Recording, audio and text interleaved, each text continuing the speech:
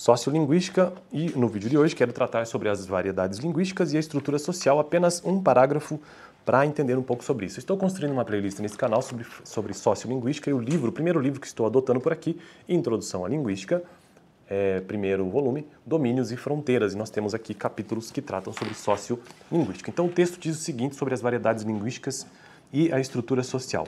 Como já foi dito, em qualquer comunidade de fala, podemos observar a coexistência. A comunidade de fala é uma comunidade de pessoas que têm algo em comum na língua.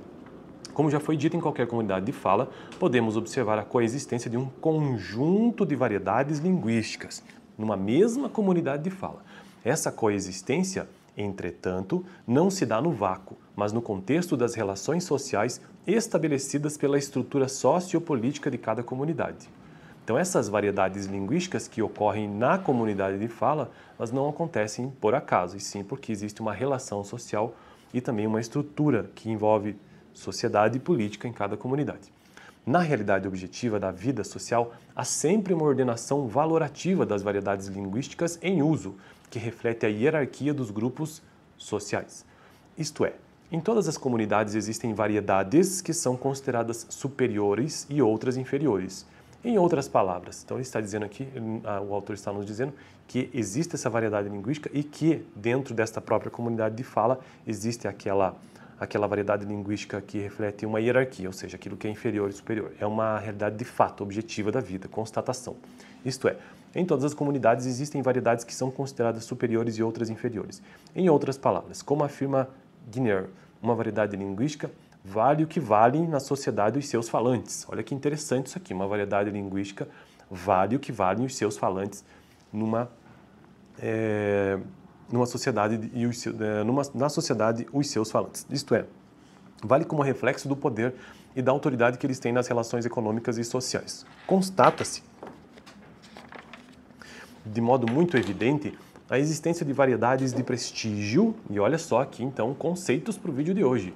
Então aqui há que se fazer a diferenciação entre variedades de prestígio, variedades linguísticas de prestígio e de variedades não prestigiadas nas sociedades em geral.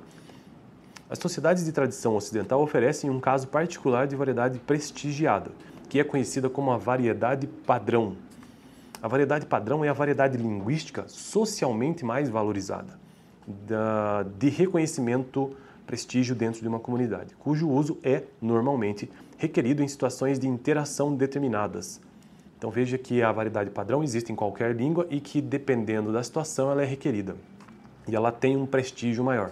Ela é uma variedade de prestígio, definidas pelas comunidades como próprias, em função da formalidade da situação. Na maioria das vezes, essa variedade padrão realmente tem a ver com a formalidade da situação, do assunto tratado, da relação entre os interlocutores. A questão da língua padrão tem uma enorme importância em sociedades como a nossa. Algumas considerações a seu respeito se impõem. Bom, eu continuaria a partir deste ponto no próximo vídeo. Paramos por aqui sabendo que existem sim variedades linguísticas dentro da própria comunidade de fala e que uma é inferior à outra, ou inferior ou superior à outra, a depender do seu uso social e político. E que aquela que é dominante geralmente é considerada como uma variedade de prestígio, também conhecida como variedade padrão, ou então como variedade, como é que é, aqui ó, como que eu estava procurando o termo, ou então como uma língua padrão daquela comunidade de fala. Fico por aqui então e valeu!